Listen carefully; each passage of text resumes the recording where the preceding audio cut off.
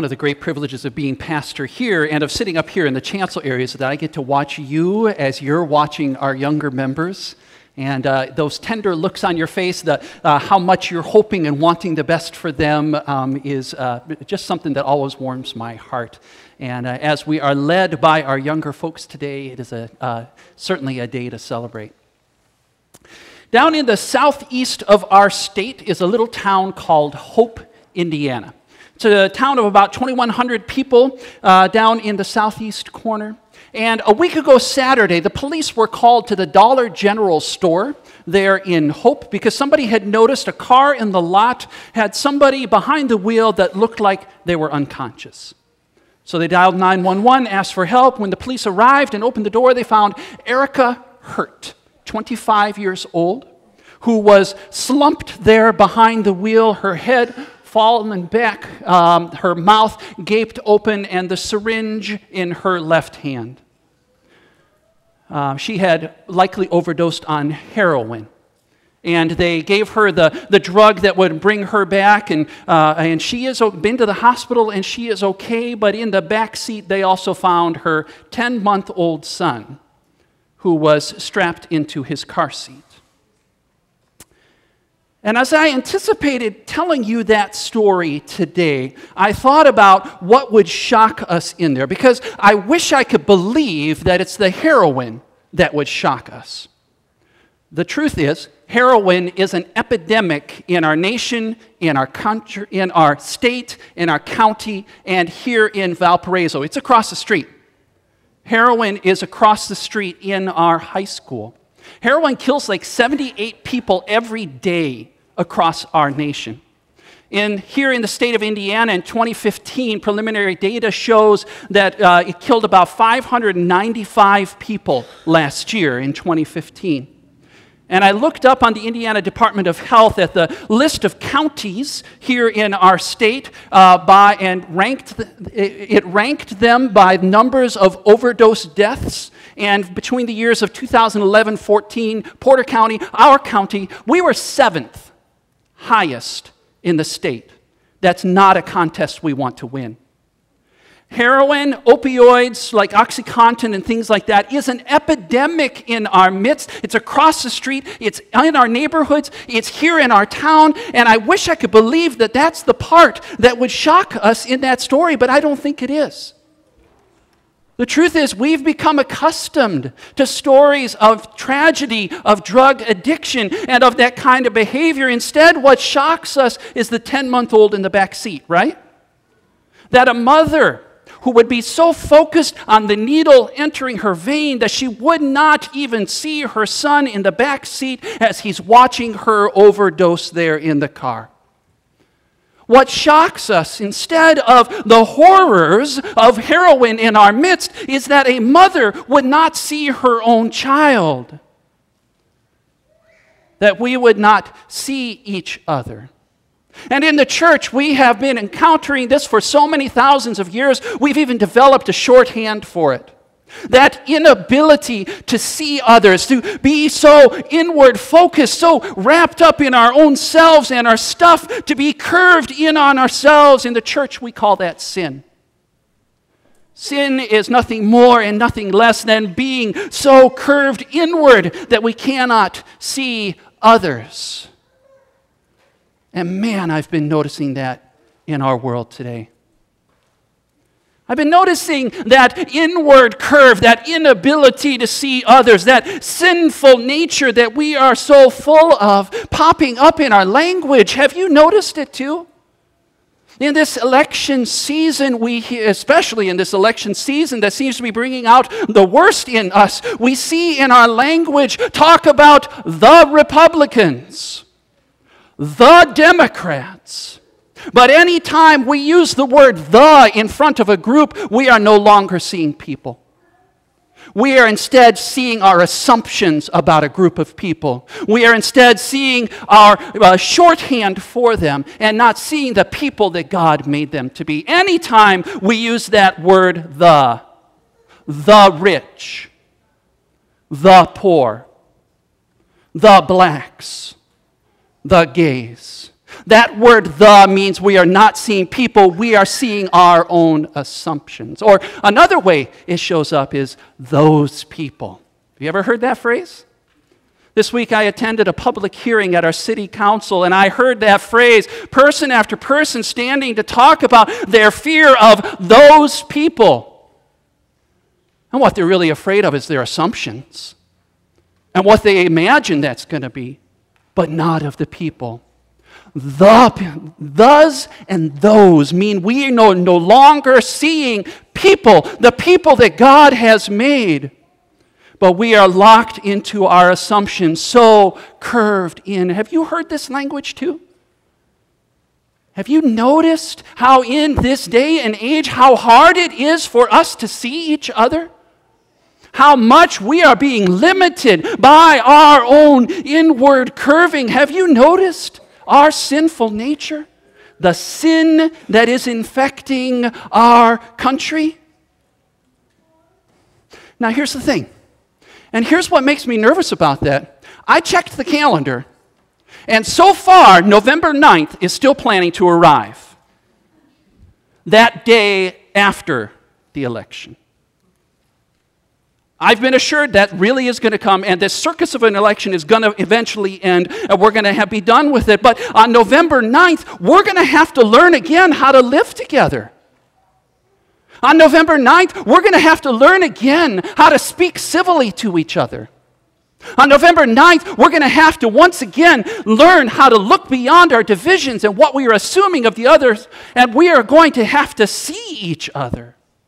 And man, we are running out of practice of this, aren't we? What is it going to take for us to see each other? What is it going to take for us to look beyond the thus and the those? What will it take for us to see the people God has made?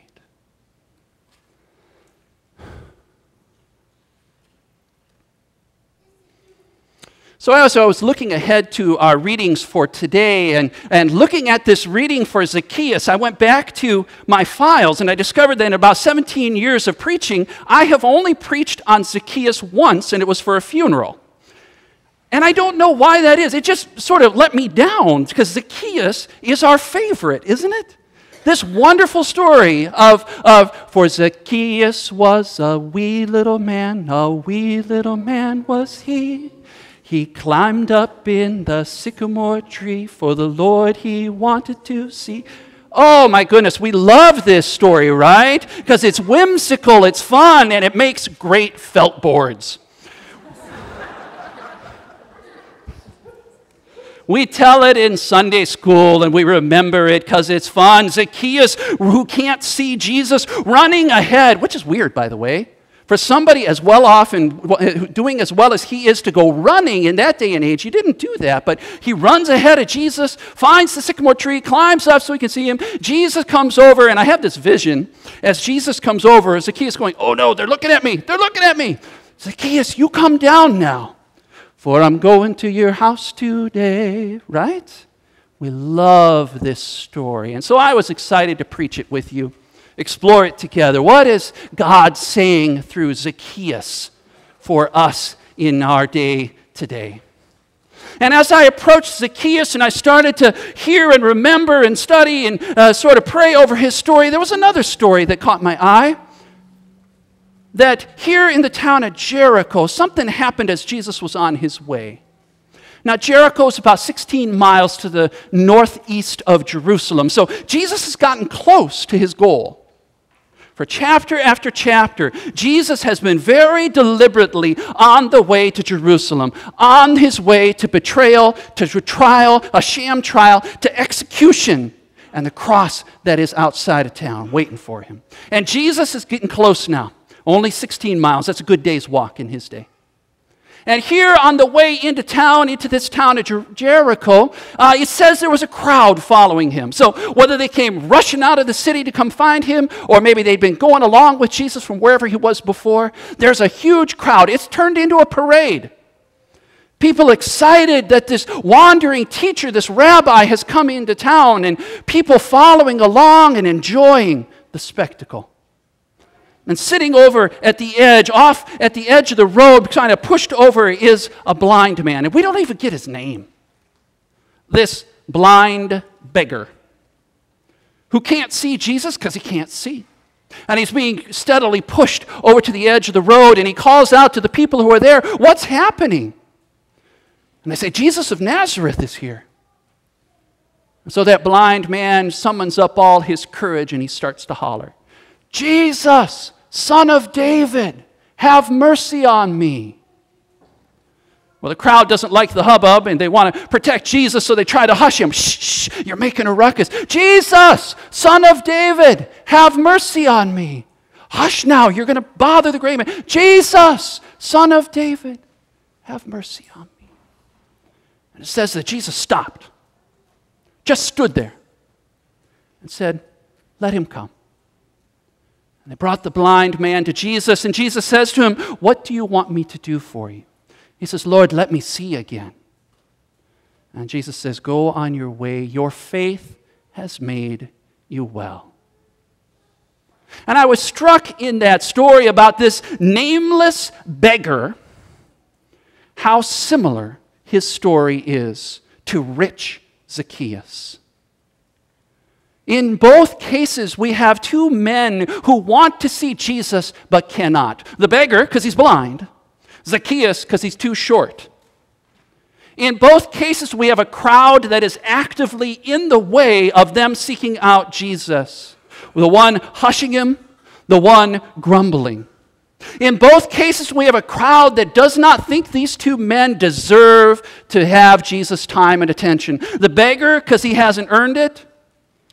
The Zacchaeus, because he doesn't deserve it. In both cases, we have a crowd that's trying to get in the way. But in both cases, Jesus sees them. In both cases, Jesus sees these men through the crowd and through all the things that try to get in the way. And in both cases, salvation comes to them. And isn't it interesting in the Zacchaeus story that when Jesus calls him down from the sycamore tree and the crowd starts to grumble, "He's going to the house of a sinner. He doesn't belong there. That's not where he's supposed to be." It says Zacchaeus stood still. Same thing Jesus did. And he says, "Look, I give away half of my income. And I repay 4 times over if I have defrauded." And the words that he used, our translation says, "I will," but the words are better translated at the Greek to say, "I do." This is present tense. This is what Zacchaeus does. And nobody spotted it because they didn't see him. He was that mythical, ethical insider. A rich guy who actually was doing the right thing. And when the crowd sees it, once the crowd sees him, it's interesting that that's when Jesus says, salvation has come. For he's been seen by Jesus, and he's been seen by others. For he too, it turns out, is part of the family of Abraham. And Jesus sees them. Both men who the world is trying to push to the side, Jesus sees them. Alan Story is a pastor in Cape Town, South Africa, and I once heard him say, "It seems like the favorite place Jesus likes to be is on the other side of whatever line in the sand we've just drawn." That is our Jesus, isn't it? He's always over there with those people. He's over there with them, the those. On the other side of whatever line that is that we tried to draw between us and them for whatever we thought our good reasons were. To try to shame them maybe into behaving differently. Jesus is going to be on the other side of that. And isn't that good news for us? Because people of God, we are those people. We are those who strung Jesus up on the cross. We are the sinners, the broken. We are the failures. We are the ones who hurt each other. We are the ones so curved in. We are the ones that God comes to when we do not deserve it. We are the ones that Jesus goes to the cross for. And on that cross opens his arms and opens heaven to us. We are those people who have not earned Jesus being here among us. And we do not deserve and are not worthy to have him here in his house. We are those people. And isn't it good news that Jesus refuses to obey any line drawn in the sand between, say, righteous and unrighteous? Those who live right and those who don't. Those who deserve heaven and us. Isn't that good news that we are those people? And that together we stand at the foot of a cross where the ground is level. And there is no amount of digging in the dirt and trying to scratch together a pile of dust that's going to raise us up above anybody else at the foot of that cross. There is nothing we can do that makes us look better at the foot of that cross. But we are all those people. And isn't that good news?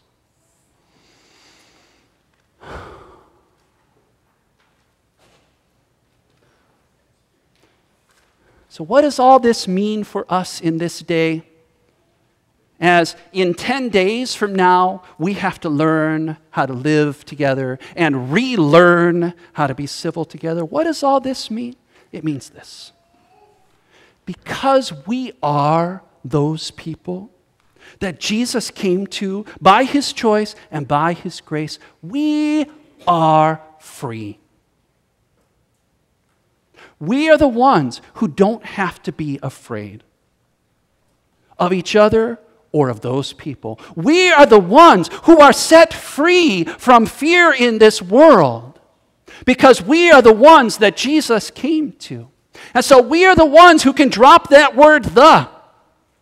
We can drop that word those because we know that we are they and they are us and we are together at the foot of the cross, beloved of Jesus Christ. And we are all of us equally undeserving of everything we've received. We are the ones set free from fear. People, we don't have to be afraid because salvation has come. Jesus has come to supper. And we don't deserve it, but he's here anyway. We are the ones set free because Jesus has come to supper. Thanks be to God.